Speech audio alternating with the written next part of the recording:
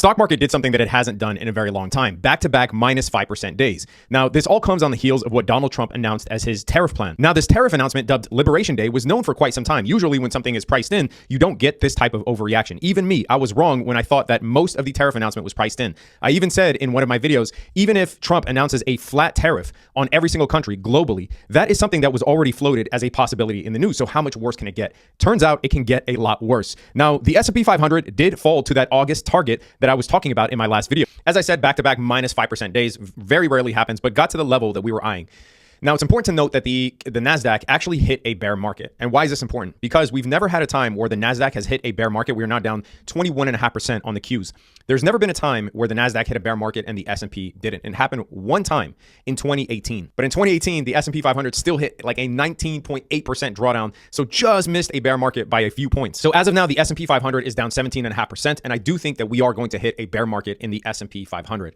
If we pull up the weekly chart here and we pull up the moving averages and we look at where the 200-day moving average is for the S&P 500, this to me seems very realistic, right? This will be the top of the market from 2021, so the previous high, which is a kind of a move that we typically see with the S&P 500 during bear markets, is that it ends up falling to previous highs. So this right here is the previous high. There was a little bit of support here in 2024, and it is sitting near the 200-week moving average. So for the SPY, we're talking about a level really between 465 and 480. That is where I'm eyeing on the SPY. Now, I am sending out some deliberate buys here in the traveling trader trading and investing floor, because there are certain things that regardless of where the market is at, there are certain things that are so cheap right now. So if you look at Amazon, right now it's trading at 15 times operating cash flow. This is the cheapest that Amazon has ever been since it started generating cash flow. But here's why I told you at the outset that this is going to be a once in a lifetime investment opportunity, especially for a lot of you young people who don't have to fear so much from time, right? Like if you are 35 or younger, even 40 or younger, and you have decades ahead of you, God willing, you really don't have much to fear in terms of this volatility. And this type of volatility brings the best opportunities. Let me show you what happens here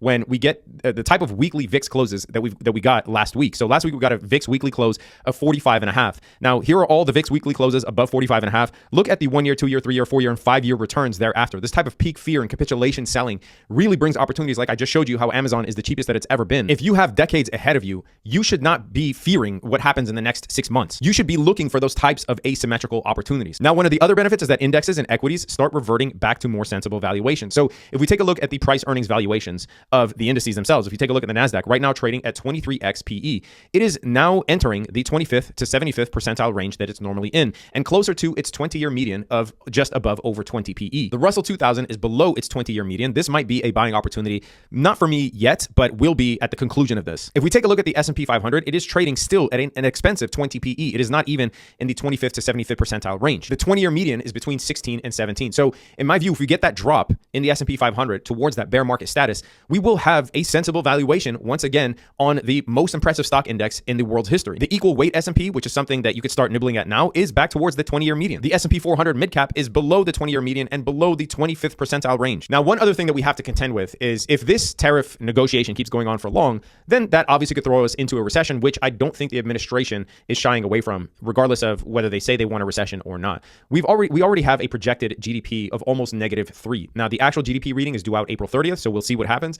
But it's also important to note that almost every single recession, the S&P 500 bottoms out before the recession is over, and it also bottoms out before earnings recover. So if you look here, the dotted line is the S&P 500, earnings is red, and the GDP is this ugly brownish diarrhea yellow looking sort of thing, right? So you can see here the S&P 500 typically bottoms out before GDP bottoms out and before earnings bottoms out. So even though I'm a buyer of some things here, including the indices, I always buy -20% drops on the indices, right? And I will be a buyer if the S&P gets to the 200-week moving average, which I think it will. If we get a negative GDP reading on April 30th, and this whole ordeal is still in a deadlock situation, and the 10-year hasn't yet fallen below that 3.6 mark, then I think there's going to be a lot more blood in the S&P 500, and we could get one of those 30-40% drops. I wasn't always loaded, I had to stay down when they got what I wanted. Now when they see me, them bitches be on me. Now when I pull up, them niggas hate on me. I got more money than niggas be on me. Had the ground for the shit, did it all by my loan. Investors are in full-on panic mode.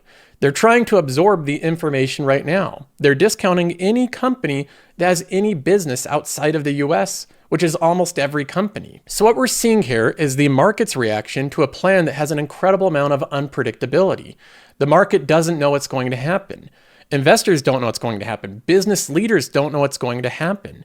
What's going on is literally unprecedented. It hasn't happened in the past 100 years. No one living has memory of anything happening like this. So what we're living through right now is an interesting time where investors are trying to discount companies for their cash flows in the future, but we have no clue what's going to happen. So this is what he calls the reciprocal tariffs. Now, keep in mind, this is just one of the boards. So if you think it's only these like 50 countries, you're wrong. It goes on and on. There's like 6 of these, 6 different images of every country that you can think of. In fact, I guarantee you there's countries you've never heard of before. There's ones listed that didn't even have many people living there, and we're tariffing them as well. Now, looking at this board, there's a few columns here. We have the country or territory off to the left, which is like China, the European Union, Vietnam, so on. Then we have the tariff charge to the USA, which includes currency manipulation and trade barriers. So this percentage right there looks like it's an accumulation of all 3 of those type of factors. You're factoring in the base level tariff they charge. You're also factoring in the fact that other countries manipulate their currency. And also there's trade barriers. Now, trade barriers, for people not familiar, are non-tariff ways that countries make it difficult or taxing or expensive to do business with them. So technically they're not charging a tariff, but they're really doing the same thing by making it very difficult to import your product and flood your product into their country. For example, China does this all the time. They have forced technology transfers. China has required foreign companies to share and transfer their proprietary technology to Chinese joint ventures. So if you want to do business in China, like if I wanted Qualtrim to do business in China, they may force me to give up proprietary information, to give up the way that I do things, the methods of doing things to other competitors. So you have to make these decisions, which technically aren't tariffs, but they're costly and expensive nonetheless. There's a whole list of them. There's quotas, there's licensing, there's agreements, there's red tapes, there's delays, there's overly scrutinizing inspections, and so on and so forth. Countries can do things to disincentivize imports without a blanket tariff. And I believe that's what was going to be factored in here. So my assumption was that they came up with some type of algorithm or some type of way of calculating the inclusion of trade barriers, price manipulation, and the base level tariff, and that's how they got to this number. So it's important when looking at this chart to realize that these 2 numbers don't represent the same thing. The implication when you compare them side by side is that they're the same thing, that China's charging us 67% to do business in China, and we're only responding with a 34% tax on them. Therefore, we're taxing them less. That's not the case. The 67% is a trade imbalance calculation. It's not a tax. The 34% is a tax. So these 2 numbers are different. The amount that we're now charging them in tariffs is much larger than what they're charging us. Now, one of the confusing parts of this is President Trump mentioned that even in the cases where a country's doing specifically what we're wanting them to do, what Trump is wanting them to do, which means that they're actually buying more from the US than they're selling to the US. The opposite thing that China's doing, even for those countries where we're selling more to them than what they're selling to us, we're still slapping on a 10% tariff. So we're still saying you have to pay a tariff even when you're doing exactly what we want you to do. It doesn't seem like this is just a negotiating tactic. A lot of the commentary seems very mixed on this subject, but what I'm seeing is still a response from the White House that they're not really wanting to negotiate. For example, listen to this interview here. Has been whether these are negotiable and what the White House is thinking from here. I can tell you, as far as this morning, what we're hearing from officials, the signal they're sending is that these are not negotiable. They are not looking to strike deals right now. White House Press Secretary Caroline Leavitt was just... This is a quote from a White House official. Quote, "This is not a negotiation. This is a national emergency. Any country that thinks that they can simply make an announcement promising to lower some tariff is ignoring the big central problem of their massive non-tariff barriers." Just on CNN this morning saying the president is firm in his approach and that if countries had wanted to negotiate, they had 70 years to do it. A White House official also told reporters yesterday that this is not a negotiation, it's a national emergency, and that cutting tariffs now is not enough. That ignores the decades of trade barriers. So we have the posture from the White House insisting that this isn't a negotiation. This isn't simply a negotiating tactic, because if a country just says they're going to lower their tariffs, it doesn't address the trade barriers and the other aspects. So maybe they need to do more.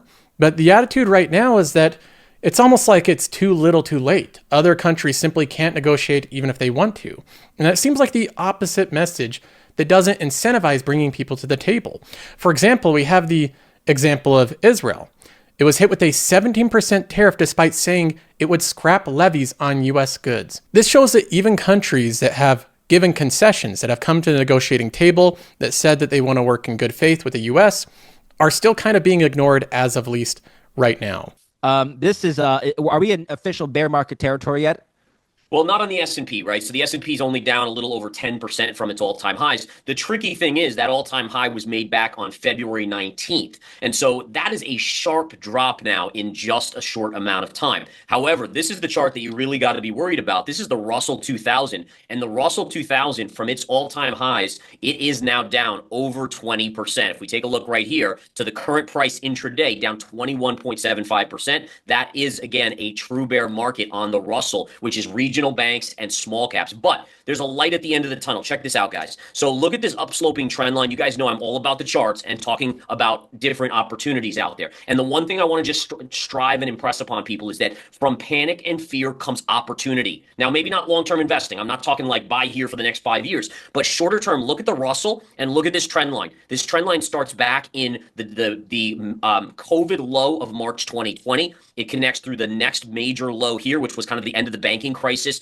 back in 2023. And then look at where we're coming into. This low here and this area right here. There should be a bounce on the Russell. We might go a little lower to tag this yellow line, but we're close to a bounceable level here on the Russell 2000. So are you buying a dip right now? If you can I did. So I did buy certain things today. So for instance, I'll show you guys a few options that or not options contracts, but just different things that I picked up today. Take a look at Amazon. So Amazon, look at this longer term trend line going back to January of 2023. We have a sell-off in the magnitude. Look at this sell-off here. We've gone from February 4th down to the low today, 27%.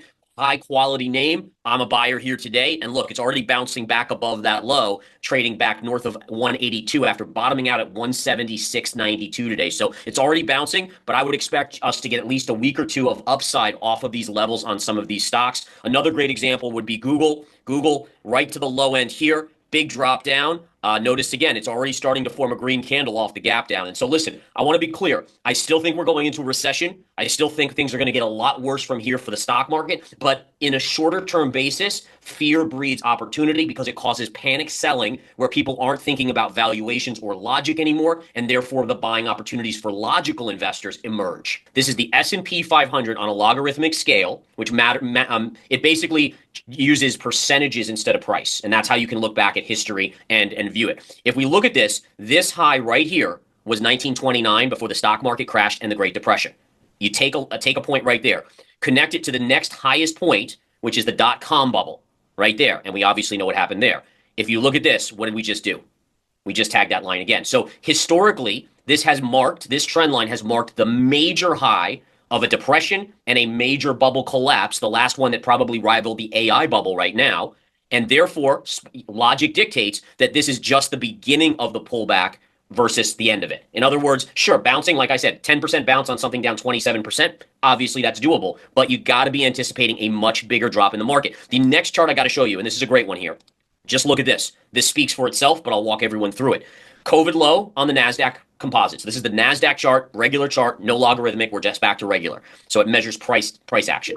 Here we have a very crystal clear COVID low was the low, the high of the bull market, the low of the 2022 bear market, and look at what we just tagged. Look at how this is a perfect parallel. These lines are perfectly parallel. In fact, you can see it's literally the parallel tool on TradingView that I'm using. And this is why in December with you, I called a cycle date and said, this is the market top, guys, because you've hit this line. That's honestly all I was using. There was some calculations on different things, but for the most part, this chart told me everything I needed to know. And look what's happening. Now, logically speaking, what should we expect? Not trying to reinvent the wheel here. If off of this high, we came back to this line, in theory, where's the NASDAQ going? Probably down here. Okay, so again, little things like this make me very, very aware of that the market is likely headed lower, even though it's going to have bounces. And again, a lot of people would say, yeah, but he's talking about being long. But at the same time, we have to look and say, well, why is he bearish? Well, short-term bounces during bear markets are known as rip your face off rallies. They're short squeezes. They will be massive. But overall, during bear markets, quick bounces usually turn into more downside. Yeah. How likely is it we're going to repeat 2022's bear market? Are we seeing any parallels at all right now? Literally on the screen, a parallel. That's another side joke. Okay, yeah, that's a, But yeah, you and me both full of zingers today. I know we're on our game. What can we say? So the answer is yes, there are parallels. If you look at in 2021, the Dogecoin rally, to the upside, those type of things, that was very similar to what we saw with Trump coin going nuts just before this collapse. Notice how crypto basically topped out. We always hear about markets topping out on great news, right, or exciting news. Well, Trump literally topped the crypto markets out with the release of his coin and his inauguration. So there's similarities there. We also saw the AI stocks, these supercomputer stocks going up hundreds of percentage points. All of these type of things mark tops, just like in the .com, where the valuation got so wacky. And again, it was coming into a market or an economy that was slowing. And I want to be clear with people, the economy's slowing. Like, the jobs data has still been relatively strong, but consumers are pulling back. And the driver of our economy is the consumer. It's always been that way, at least for the last 20, 30 years. The consumer has been the backbone of the U.S. economy, and the consumer is running. Ask Walmart, ask McDonald's, ask all of these places. They're all telling you the consumer is scared right now, and if they're pulling back on their purse strings, recession is the most likely answer here later this year. By the way, I'm just going to flip over to my chart real quick, and then I'll let you go back to yours. This is the Michigan Consumer Sentiment Survey. Look at what happened in March. It just fell. Not even fell. It just collapsed.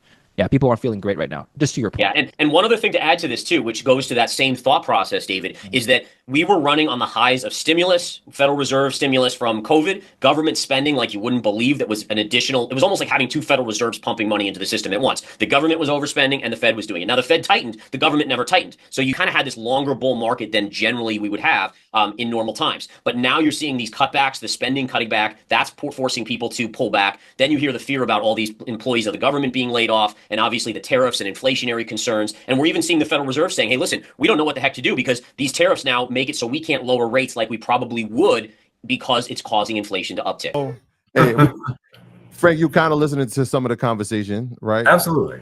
You brought up the R word. I didn't want to bring it up, but based on the things we're saying, the tea leaves are kind of pointing toward that, no? I mean, it's definitely a kind of a tenuous situation. I mean, we also what happened on the markets today. I think the Dow dropped, 1,600 points. Huge drops for tech, huge drops for just about every part of the market. But I want to go back to what you guys were talking about the tariff formula. And I think that has a lot of people scratching their head. I would imagine some other countries scratching their head. The Trump administration did say that they're doing reciprocal tariff. Well, first off, that 10% across the board tariff and reciprocal tariffs. But they said they have their own formula. So some of it's based on what other countries charge us, and then some of it's based on what they say are non-tariff barriers like VAT taxes and stuff like that. Ian Bremmer, really smart guy when it comes to international things, president of Eurasia Group. I think he's the founder as well. He put out a tweet basically saying that the Trump administration, they took the trade surplus with each country and then divided it by the exports. And that's how they came with the numbers. Like for the EU, that's how they came with 39%. So, he was very critical of it. But I think it doesn't matter the formula right now, just the levels of it right now are making things, I think making everybody nervous across the world. So one of the estimates that I've been really leaning on is from Ernst & Young. They see inflation going up 1%, GDP going down 1% in 2025. That's basically what a lot of people call stagflation. That's prices going up, but growth going down. More than likely, wages staying flat. And we all know when prices go up, your wages stay flat. Well, you're losing money essentially. And that's what a lot of people talk about when you talk about investing in gold or Bitcoin. You want to invest in an appreciating asset. And a lot of people feel like a dollar is actually a depreciating asset. So there is a lot of danger going forward. Nobody wants to talk about recession, but it's certainly one of the dangers. I believe JP Morgan raised their estimate from 20% up to 35% when we're talking about a chance of recession. I've talked to a lot of CEOs about this, and a lot of them say, I just got to sit still until I have more clarity. And I don't think we have more clarity yet. Well, that's what I wanted to ask you, because we're going to make this a group discussion. We got another surprise, but you talk to a lot of CEOs, right? You talk to a lot of intelligent people and you talk to a lot of wealthy people. What is the sentiment of those people that you're talking to? Confusion, man. And by the way, you guys are two wealthy and smart guys I talk to, but confusion. Allegedly. Nah, I'm not alleged. Listen, say it I loud. hung out with you. I'm not alleged anything. Just a lot of confusion. A lot of people aren't quite sure how this is all going to play out. Some of them are confused. Why are we putting tariffs on Canada? You know what I mean? Our neighbor to the north that we depend on. Why are we putting these tariffs on Mexico? When remember, President Trump during his first term, he's the one that negotiated the USMCA. So the reason why some of these goods are moving back and forth is because he signed onto a deal that incentivized companies to look at Canada, the United States, and Mexico is one block. It used to be NAFTA, now it's the USMCA, and to build in Mexico and to build in Canada. So that agreement incentivized a lot of them. One of the prevalent things I'm hearing from a lot of CEOs is that we build our supply chain, we build our factories, we build whatever we're building for decades. We're not building for this administration. We're not building for the next 4 years. So how do you make decade-long decisions when this person is going to be in the office for 4 years? And you don't know what the next person may think. They may have a totally different view on trade altogether. Can you give us some historical insight on tariffs and why America for the last 70 years has been more free trade? We haven't pushed this button of tariffs. But because people, a lot that's a common theme. People are like, well, we've been getting ripped off for a long time.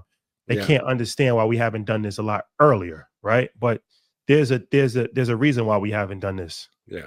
Well, we actually have, and it was the Smoot-Hawley tariff that kicked this whole thing off about 100 years ago. So we've been a tariff nation, and in the early days of America, Alexander Hamilton, they all favored tariffs in order to raise some money for the government, but never to this extent where we're actually putting a consumptive tax on our own citizens to pay for this, to raise money because they want to cut taxes. This is a very, very weird way of doing it. We have never had tariffs to this degree, but you got to remember, Trump 1.0, there was over $300 billion worth of tariffs. The Biden administration came in and added more tariffs on top of that. But when you look around the world, it's just never been at this level. And the fact that we're coming out with this 10% across-the-board tariffs, which really, as I said, is a consumption tax for consumers here in the United States, that's a very big precedent right there. And I think it changes the entire global world order, and it changes the way capital markets are going to work. And I'll say it for this reason. When you can't, and Frank was alluding to it a little bit, the Fed meeting is super important, but you got to wonder if this level of tariffs and this intensity is intentional by the Trump administration that wants lower interest rates. He has said that back on the campaign trail and all along. So by forcing the economy to slow down, it forces the Fed's hand to lower interest rates so that our debt payments, which we make every quarter as a country, get reduced a little bit. We spend the second most amount of money we spend as a government is on servicing our debt, which is over $1 trillion, just servicing the debt. So if we can lower that, then there's going to free up more money to do forced deportations, to build walls, to do whatever else is on the agenda of this administration. Yeah, it feels like, is there a goal? I know there's been a lot of talk. What is the goal number, or is there a goal number that they're trying to receive from the tariffs, right? We obviously know that government spending and DOGE was created to reduce that, but it feels like the uncertainty around the number, it kind of has no rhyme or reason. So from your perspective, like, is there, from the deficit, which is what, 37 trillion now, is this the best method forward, right? Like, I know Shadi alluded to it earlier, right? Sometimes you can't pull the band-aid off too fast. Yeah. Does it feel like this has happened, and obviously, is this the best method going forward? No, but it is a method, and it is sort of taking a sledgehammer to a small nail, because this is actually hurting lower to middle income families more than anybody out there. It's Peter Navarro was a Trump advisor, says it's going to raise $6 trillion, not anytime soon, right? These companies are going to pull back on their shipments. Our companies here in the United States aren't going to order more, so you're not going to feel the impacts of that. Who's going to feel it? Consumers who have to go to the grocery store, load up like they do every single week, feed their families, right? Buy supplies to fix up their small business, order in inventory so they have enough inventory in their small business to be able to make it going forward. So this is more of a punishment against consumers and households in the United States, with the intended impact of making people in other countries pay their fair share. The fact is, we've had a pretty strong economy up until about 2 or 3 months ago that was in pretty good shape. 4% unemployment, GDP at 2.8%, right? Inflation was coming down. It wasn't to where it wanted to be, to where the Fed would like it to be, but it was on its way, moving a little bit lower. So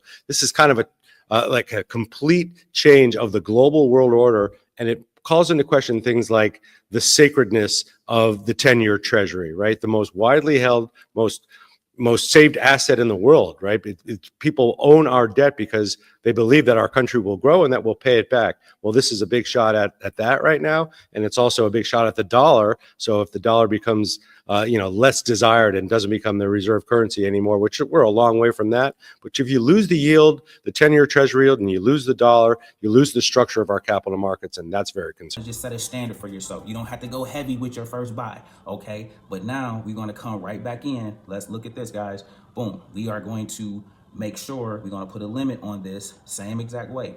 We want to see this come to 8. Let's see. I'm OCD. I like clean, concise numbers. We're going to get this at 830 and not 831. So we're going to set this limit here in case it crashes more next week. I don't never know. I'm a technician, guys. I am a surgeon. I am a technician. All I can do is go off what the charts tell me, but I still can't always say, oh, it's going to come down to 830. Yes, it might, or it might not. It could turn around Monday and go back to new all-time highs. You never know, so you don't play that game, but what you do is make sure you're in position. Let's go ahead and lock this in. This will be enforced till July 3rd as well, okay? So I got from now to July 3rd for this to fall to, let's see, $830. And then coach will lock this in as well, okay? Boom, let's swipe up, and then boom. This is how you build the wealth. I already know 1 year, 3 years, and 5 years from now, these prices will be way higher than this. It don't matter about these tariffs, okay? Because I know that, because I've been in the stock market for over 15 years, I know these are buying opportunities of a lifetime. What else we got? Meta. This is the best stock in the stock market. This is gonna go crazier than all of this when it comes back, so watch this. Let's see, we're gonna hit trade, buy. Let's go ahead and lock in one here, boom. We just doing the work. We doing the work, okay? Boom. We don't like that price. We don't care about that price for real. We want to put an order here. Let's do 10 here. Let's go ahead and put a limit. I always buy this at 400. I like this at 440. Okay. I want you guys to see this. And if coach get lucky, I want you guys to see this, okay? Boom, we locking that in. We gonna go back. I told you this is gonna be the best one. So you pick one to make your money with. I already know this is gonna be the best stock in the stock market. I don't have to question it. It is what it is, okay? But all these stocks I pick are good, okay? So that's 440. I'm gonna put another one at 390 just in case we crash even more. I don't know, but I'll be ready in case we do. I want you guys to see this. Boom. So now do you see? I'm never crying about the stock is going down. I needed to come down to get my orders to trigger. My average cost is so low on all of my plays in my portfolio because I've been doing this for almost 20 years. I have all the stocks at the very low. They run up, I sell half, I keep half, and then this is the rinse and repeat. When they do finally come back down 3, 5, 10 years later, we can go shopping again. Let me know if this makes sense, okay? Boom, we lock it in. And then we put our feet up. I'm not chasing every stock in the market. I'm picking the 3 best stocks that I know that's gonna win. Now, Costco is gonna win. United Health is gonna win. Lilly is gonna win. Palantir is gonna win. There are gonna be many, many winners. This is not about that. Go pick what you know, like, and love. Go buy them while they're low, and then make sure you put your feet up and let them run back to all-time highs. When they run back to all-time highs from this level or lower, you're going to get a 40, 50, 60% return on your money. And the more money you put in, the more shares you accumulate, the bigger the return on your investment. That is how this goes. So that is what I want you guys to be focused on when you are investing, okay? Now, you know, lateral to that, we get busy. So we trade options. Around here, we make money in both directions. So for instance, the tariff crash, this global crash we're experiencing, we made an absolute killing off of puts, okay? However, we still are going to buy calls because the dust is going to settle on this when it's all said and done. We don't know when that day come, but we're going to still have leaps. Matter of fact, I got to go show you guys. Matter of fact, let's go do this. No, I'll do this in another video because it's getting too long. But we're going to go buy more NVIDIA calls while still doing NVIDIA puts. Let me know if that makes sense, okay? Let me know if that makes sense. We still got leaps that's still going to do its thing in the midst of this crash, despite this crash. But guess what? We still can be making money hedging plays to the downside while we're going through this, okay? So Monday, it's gonna probably be a little more downside, but they're gonna be getting to a level where they're gonna be what's called oversold, and then it's gonna be due for a bounce. And when that bounce comes, that bounce might be fast and furious. That bounce might be back to a key level that we lost. And so just even that move, if you guys learn to capture that, can be life changing on so many levels. This is a nasty day by any stretch and a nasty week, right? Look at this. The Dow Jones Industrial Average down 2,100 points. Yesterday down 1,700. Again, massive drop there. NASDAQ down huge on the day, about 730 points here, and the S&P down 5.5%, or about 300 points here on the day. And again, this is a 2-day total now of over 10%. That's basically a crash, folks. It's not a one-day move of over 10%, but in 2 days, it does put some pressure on various parties out there to figure out how to move forward, because remember, the wealth effect took us up.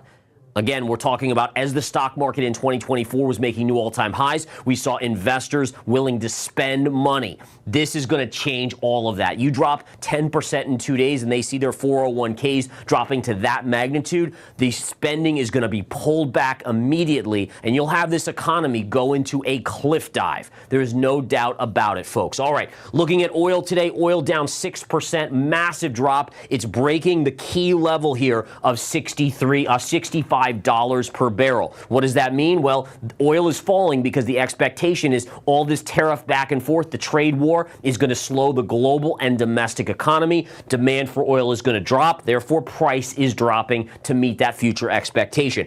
Gold today smacked as well. Again, gold usually looked at as a kind of a safe haven asset. But as we know, when people are looking at their portfolio and they're like, oh my goodness, I'm getting crushed on all my stock positions, how many of us like to sell our losers? Most people want to sell some of their winners. And so they're raising capital by taking some profits off of gold, and that's bringing it in. I still think gold goes higher over the mid to long term. But again, you are seeing down 2.5% today on gold. And then Bitcoin. This is pretty remarkable, folks. Bitcoin holding steady, neutral to positive on the day. Even altcoins are neutral to positive for the most part. And that is showing a light at the end of the tunnel for potentially having a new reserve or safe haven asset here. I'm not buying it fully yet, but it is great to see that you're seeing that stabilization in Bitcoin. This is your heat map. It doesn't get much more red than this, folks. Again, I see a couple retail stocks in here that are red. You know what these are? You have Nike. You have Decker Outdoors. Any company that is making things in Vietnam, there was word today that came out earlier that there might be a mutual agreement between Vietnam and the U.S. And those stocks, Nike, Decker Outdoors, and a few other ones that make a lot of their products in Vietnam, those stocks are up. Aside from that, pretty much all red. I mean, look at this. Apple down almost 6%. Nvidia down 6%. Remember, these are all stocks that took a beating yesterday as well. Trillions of dollars being evaporated into thin air. Think about this. As of yesterday, $9.6 trillion since Inauguration Day has vanished from the stock market. That doesn't even include today. I would dare say it's probably close to $12 trillion now that has vanished away. All right, daily chart. Look at this, guys. This is remarkable here. The S&P 500 down 5.8% on the day. Look at this cliff dive right here. One of the amazing things about this, if you take this first all-time high and drop a plumb line down to this low right here, there is a measured move that has completed today, and it does give me hope that we might be due for a bounce on Monday. All right, so again, this distance from here to here, if you take this high and drop it down, it comes right down to that low as well. And again, that's in technical analysis. We call that a measured move. But again, just looking back, I still remember vividly, all right, going back into December and early January, talking about this wedge pattern and saying, guys, when this breaks, it's game over. And I think we can all agree it certainly looks like game over, at least in the short run. All right, let's get back to some charts. Follow me back over to the computer here. And what we'll do is we'll look at the QQQ. This is remarkable. The Q's closing at the low of the day, down 6%. The QQQ was down 6% yesterday. So basically, we're talking 12% drop in 2 days. And from the highs, look at this, guys. Remember what a bear market definition is? Down 20%. And we're basically now down 22%. So we are in an official bear market in the NASDAQ. The S&P is close. Look at where we closed. We closed right at the lows from the August collapse, when we dropped over 10% there, and that's where we closed today. Now, this is going to be interesting, so let's come back to me here and let's talk. So we have to look at this and say, okay, where does the give and take come in? Because if you continue to have a trade war where tariffs get ratcheted up over and over again, the stock market will collapse and the economy literally will go into a mini depression. All right, you will have investors pulling back from any spending, and we know the U.S. consumer is the backbone of the economy. Let's now bring in Tom Lee of Fundstrat, Dan Greenhouse of Solus Alternative Asset Management. Tom's a CNBC contributor. It's so good to have you both with us. Tom, I know you agree with a large part of what the professor said. That's what you're trying to do and impart on our investing audience. Those are the headlines from the notes that you continue to put out. Tough now, better later. Invest for the longer term this year. That's right. We don't want investors to be panicking now or rage selling. We've had a very painful drawdown, and I know we're facing this huge uncertainty that may not end tomorrow, might last months. But like the other declines in stocks, like the one last year or the ones in 2022, the ones who could endure that short-term pain and took advantage of those declines are going to have good opportunities. Dan, what if things are different, though, this time? That these tariffs are going to be a favored measure by this president, whether they're permanent, temporary, months, years, no one really knows. They're not going to be a day. You know that. Yeah, listen, across the street, every big bank, every medium-sized bank, I'm sure Fundstrat have hosted calls with their clients to discuss what they expect for tariff. And I've been on a couple of those calls, and there's universal, complete uncertainty as to what's going to be announced in even 45 minutes time, let alone 45 days time. So I think it's fair, to Tom's point and to the professor's point, for everybody to have a little bit of fog in their investing outlook right now. However, I want to take a step back here and just note, to the professor's point, that stocks are long-lived assets. Risk assets are long-lived assets. And unless you think a recession is forthcoming and a meaningful decline in earnings is forthcoming, then probably your best bet is to ride this out. And to your point about EPS, 280 right now for the next 4 quarters is basically unchanged over the last couple of weeks. Now, you could say that's the ignorance of the market, thinking that this isn't going to matter, and someone thinks it does. But it also could be telling you that maybe the tariff headlines, which populate all the newspapers, aren't quite as bad as the reality on the ground. All right, so here's my notes from this interview. Tom Lee starts off by saying he thinks people should be focusing on the long term, and he's telling people not to panic. He thinks the people who can endure the short-term pain will be able to find opportunities in the markets, and I actually do agree with him. I do think that people should be focusing on the long term and not getting so caught up in all of the uncertainty that is currently going on.